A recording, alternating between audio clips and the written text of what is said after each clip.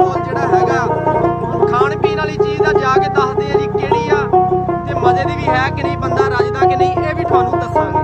ਪਤਾ ਚੱਲਿਆ ਕਹਿੰਦੇ ਭਾਈ ਇੱਕ ਪਲੇਟ ਖਾ ਕੇ ਬੰਦਾ ਰੱਜ ਜਾਂਦਾ। ਮੈਂ ਕਿਹਾ ਐਵੇਂ ਨਹੀਂ ਹੋ ਸਕਦਾ, ਮੈਨੂੰ ਜਿੰਨੀ ਕੁ ਭੁੱਖ ਲੱਗੀ ਆ ਮੈਂ ਇੱਕ ਪਲੇਟ ਨਾਲ ਨਹੀਂ ਰੱਜਦਾ। ਹੋਇਆ ਅਨਸ ਭਾਈ ਨੇ, ਅਨਸ ਭਾਈ ਕੀ ਕਹਿ ਰਹੇ ਆ, ਅਨਸ ਭਾਈ ਕਹਿ ਰਹੇ ਆ ਮੈਂ ਤੈਨੂੰ ਫ੍ਰੀ ਖਵਾਵਾਂਗਾ ਵੀ ਉਹ ਚੀਜ਼ ਤੇ ਰੁਪਿਆ 500 ਨਾਮ ਵੀ ਦੇਵਾਂਗਾ ਜੇ 2 ਪਲੇਟਾਂ ਤੂੰ ਖਾ ਲੈ ਕਿ ਨਹੀਂ, ਐਵੇਂ ਗੱਲ ਆ।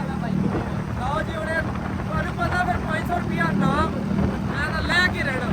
97 ਚੋਂ ਲੰਘ ਕੇ ਜੀ 96 ਚ ਆ ਗਏ ਆ ਤੇ ਇਸ ਤੋਂ ਵੀ ਅੱਗੇ ਪਿੰਡ ਆ ਜੀ ਜਿੱਥੇ ਜਾਣਾ ਸੀ। ਮੈਂ ਤਾਂ ਮਿੱਤਰੋ ਬੇਤਾਬ ਹੋਇਆ ਪਿਆ ਜੀ ਉਹ ਸ਼ਹਿਰ ਖਾਣੇ ਵਾਸਤੇ। ਹੁਣ ਜਾ ਕੇ ਦੇਖਦੇ ਆ, ਹਜੇ ਭਾਈ ਰਸਤੇ 'ਚ ਹੀ ਆ, ਪਤਾ ਨਹੀਂ ਕਿਦੋਂ ਪਹੁੰਚਣਾ ਉੱਥੇ। ਸਾਰੀ ਰੋਕ ਲਾ।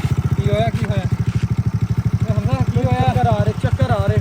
ਕੋਈ ਨਹੀਂ, ਮੈਂ ਥੋੜਾ ਹੀ ਪਿੰਡ ਲੱਗੀ ਆ, ਥੋੜੇ ਦੂਰ ਪਿੰਡ ਰਹਿ ਗਿਆ। ਚਲਾ ਬਹੁਤ ਭੁੱਖ ਲੱਗੀ ਆ ਯਾਰ, ਜਾਣ ਦੇ ਮਿੱਤਰੋ ਸਫ਼ਰ ਇੱਕ ਵਾਰੀ ਫੇਰ ਜਾਰੀ ਕਰ ਲਿਆ ਆਪਾਂ। ਕਿੰਨੀ ਭੁੱਖ ਲੱਗੀ ਹੈ ਨਾਲ ਹੀ ਖੈਰ।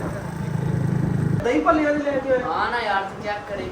ਦਹੀਂ ਭੱਲੇ ਦਾ ਮੈਨੂੰ ਪਸੰਦ ਹੀ ਬੜਿਆ, ਮੈਂ ਤਾਂ 2-3 ਪਲੇਟਾਂ ਖਾ ਜਾਣੀ। ਇਹ ਕਿਹੜੀ ਗੱਲ 500 ਹੈ? ਰੁਪਿਆ ਨਾਮ ਦੇਣਾ ਅਗਰ ਤੂੰ ਇੱਕ ਖਾ ਗਿਆ। ਚੱਲ ਬਸ ਠੀਕ ਹੋ ਗਿਆ ਭਾਈ, ਐਵੇਂ ਚੈਲੰਜ ਦੇਈ ਜਾਂਦੇ ਆ। 500 ਰੁਪਇਆ ਤੇਰੇ ਕੋਲ ਹੈਗਾ ਯਾਰ ਤੂੰ 500 ਤੂੰ ਆਦਾ ਫੜ ਯਾਰ, ਜਮਾ ਕਰ ਲੈ ਪਹਿਲੇ ਅੱਲਾ ਚਾਹ।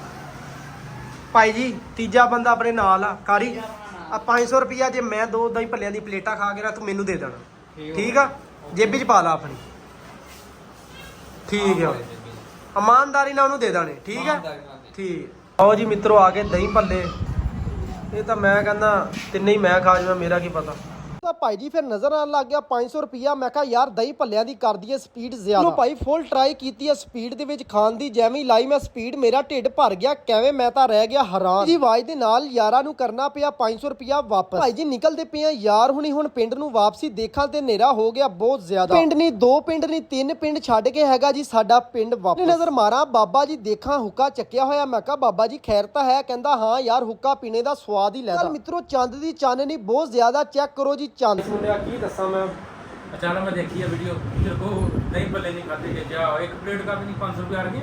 2 ਪਲੇਟਾਂ ਖਾਣੀਆਂ ਸੀ, ਇੱਕ ਤਾਂ ਖਾ ਗਿਆ, ਦੂਜੀ ਜਦ ਭੁੱਖ ਹੀ ਨਹੀਂ ਰਹੀ। अचानक तू इस तरह ना बंद कर कैमरा यार मेरे से। ਲਓ ਜੀ ਮਿੱਤਰੋ ਨਾਈਸ ਮੁੰਡਾ ਵੀ ਹੁਣ ਕਰ ਰਿਹਾ ਮੇਰੀ ਮਿੱਠੀ ਮਿੱਠੀ ਬੇਇੱਜ਼ਤੀ। ਕੀ ਕਰੀਏ ਯਾਰ, ਇੰਨੀ ਭੁੱਖ ਸੀ, ਭੁੱਖ ਬੜੀ ਸੀ ਲੇਕਿਨ ਖਾ ਨਹੀਂ ਹੋਏ, ਕੀ ਕਰੀਏ। ਉਸ ਤੋਂ ਬਾਅਦ ਮੈਨੂੰ ਦਿਓ ਇਜਾਜ਼ਤ, ਆਪਣਾ ਖਿਆਲ ਰੱਖਿਓ, ਨਮਾਜ਼ ਕਾਇਮ ਕਰਿਓ, ਪਾਕਿਸਤਾਨ ਜ਼ਿੰਦਾਬਾਦ।